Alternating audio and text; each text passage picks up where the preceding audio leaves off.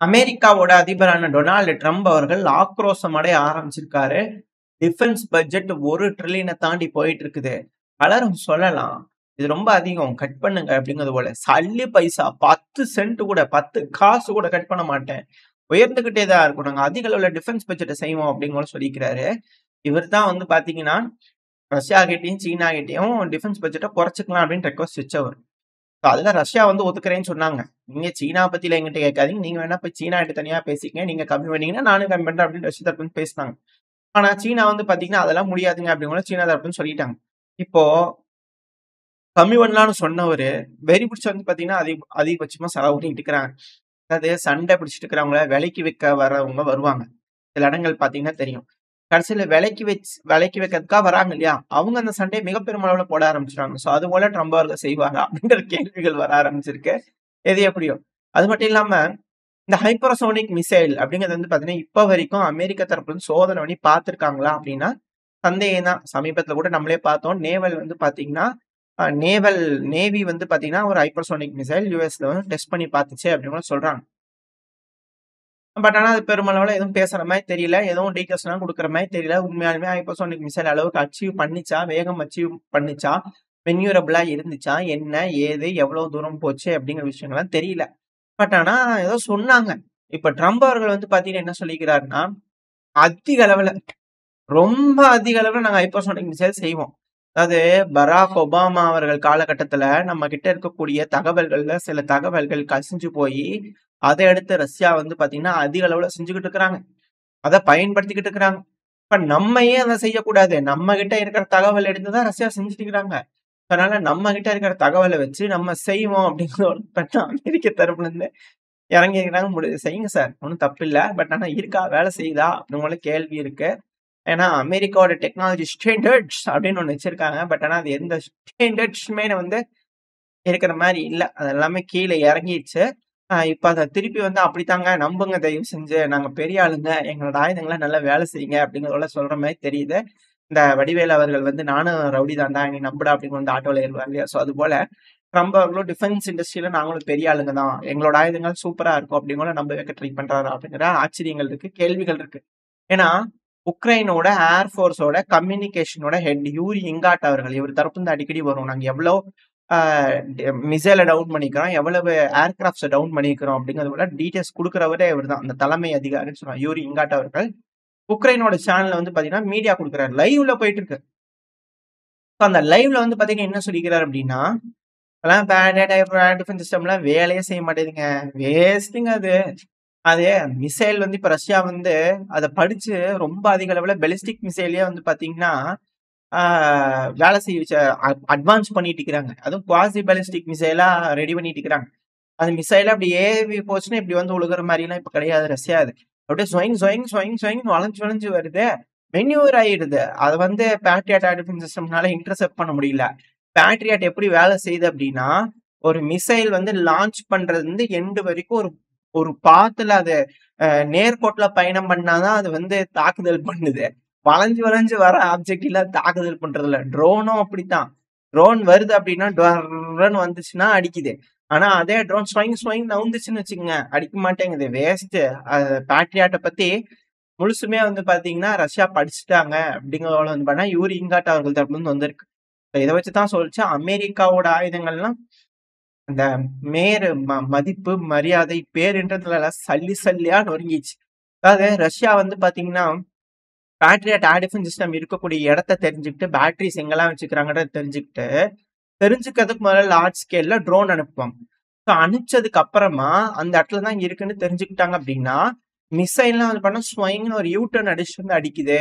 அப்படிங்கிறதெல்லாம் நம்ம ஒரு 6 மாசம், 7 மாசம் இல்ல அதுக்கெல்லாம் முன்னாடின்னு நெனைக்கிறேன். ஸோ அந்த டைம்ல வந்து பண்ணா பேசிட்டு இருப்போம். இது போல கீவ்ல வந்து பார்த்தீங்கன்னா, இது போல நடக்குது. ஸோ அப்படி நடக்கும்போது ஏர் டிஃபென்ஸ் சிஸ்டம் கீவ்ல இருக்கக்கூடிய ஏர் பேஸ் வந்து அடி வாங்கியிருக்கு.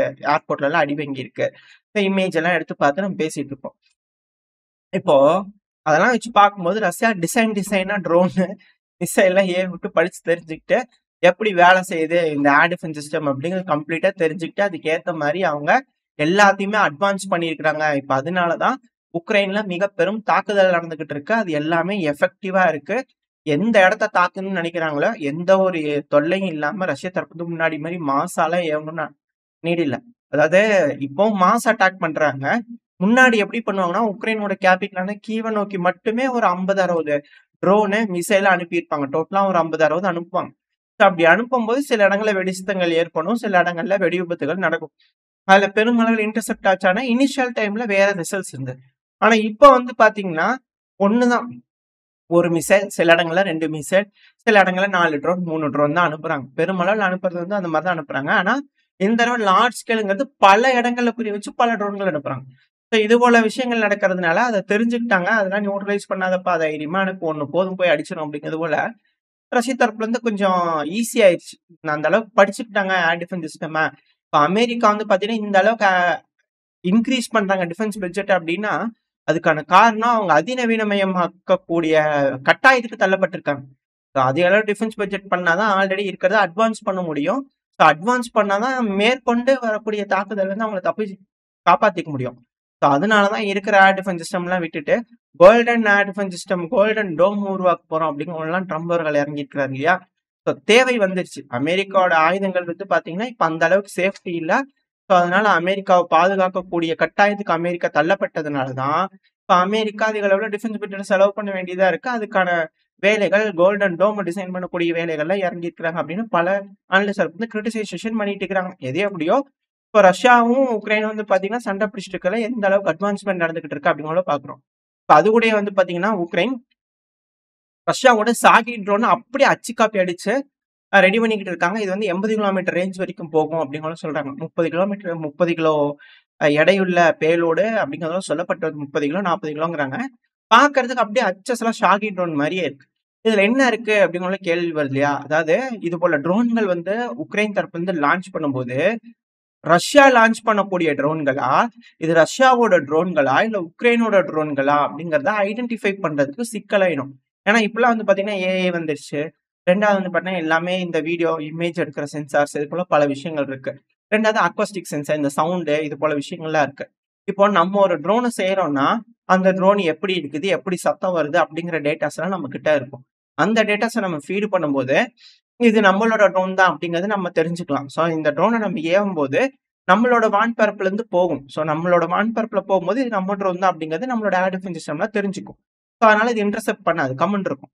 இதே உக்ரைனும் அதே போல சத்தம் இருக்கக்கூடிய, அதே போல வடிவம் இருக்கக்கூடிய, அதே போல ரேடார் கிராஸ் செக்ஷன்ல படுற மாதிரியான ட்ரோன்கள செஞ்சுட்டாங்கன்னா, அத ரஷ்யாக்குள்ள ஏவும்போதும், ரஷ்யால இருக்கக்கூடிய ஏர் டிஃபென்ஸ் சிஸ்டம் என்ன நினைக்கும்? இது நம்மளோட ட்ரோனு அப்படிங்கிறது நினைச்சுக்கும். ஸோ அத இன்டர்செப்ட் பண்ணாம விட்டுருவாங்க. அதாவது எப்போ ஏஆர் ஏவுறாங்களோ, அதுக்கு ஏத்தபடி அவங்க பண்ணுவாங்க, கால்குலேட் பண்ணுவாங்க, மெஷர் பண்ணுவாங்க, எல்லாமே இருக்கும். பட் ஆனா, வீரர்களுக்கு, களத்துல இருக்கக்கூடிய நபர்களுக்கு இது போல விஷயங்கள்லாம் தெரியாது. இந்த ட்ரோன் யாரோடது அப்படிங்கிறது தெரியாது. ஸோ அப்படி இருக்கிறதுனால, இழப்புகள் ஏற்படுறதுக்கு வாய்ப்பு இருக்கு. அதாவது எப்படி சொல்லலாம்னா, டூப்ளிகேட். ஒருத்தங்க மாரி இன்னொருத்தங்க நடிக்கிறது. அந்த மாரி இருக்குல்ல. ஸோ அதுபோல வந்து பார்த்தீங்கன்னா, இப்ப ட்ரோன்களையும் வந்து பார்த்தீங்கன்னா, டூப்ளிகேட் செய்றாங்க அப்படிங்கும்போது, இது ரஷ்யாக்கு சிக்கலா இருக்க போதா? இல்ல ரஷ்யானால இது ஈஸியா ஹேண்டில் பண்ண முடியுமா? அப்படிங்கிறத, இதுக்கப்புறம் உக்ரைன் யூஸ் பண்ண களத்துல என்ன ரிசல்ட்ஸ் கிடைக்குது அப்படிங்கிறத வச்சு பார்த்துக்க முடியும். இப்ப உக்ரைன் தரப்புல இது போல செஞ்சுக்கிறோம்னு இருக்காங்க. யூஸ் பண்ணிட்டு இருக்கிறோம்ன்ற தகவல்கள் வந்துகிட்டு இருக்கு. பட் அது எப்படி கை குடுக்குது? இல்ல ரஷ்யா அத முறியடிக்கிறாங்களா? என்ன ஏதுங்கிறத வெயிட் பண்ணி பார்த்துடலாம். ஸோ ஓரளவுக்கு வந்து பார்த்தீங்கன்னா, ரஷ்யா, உக்ரைன் பிரச்சனைய பேஸ் பண்ண சில தகவல்கள் இந்த பதிவுல பார்த்திருப்போம். இதோட இந்த பதிவை நான் முடிச்சுக்கலாம். இந்த பதிவு எப்படி இருந்துச்சு உங்களுக்கு பிடிச்சிருக்கா? பிடிச்சுனா லைக் பண்ணிட்டு உங்க ஃப்ரெண்ட்ஸோட நம்மளோட ஷேர் பண்ணிக்கோங்க. அது கூடயே மறக்காம இந்த பதிவு பத்தி உங்களோட கருத்துக்கள கமெண்ட் செக்ஷன்ல சொல்லுங்க. இந்த பதிவு நல்லா இருக்கும்ன்ற நம்பிக்கையில அடுத்த பதிவுல உங்கள சந்திக்கிறேன். அதுவரைக்கும் ஸ்டே சேஃப். பை.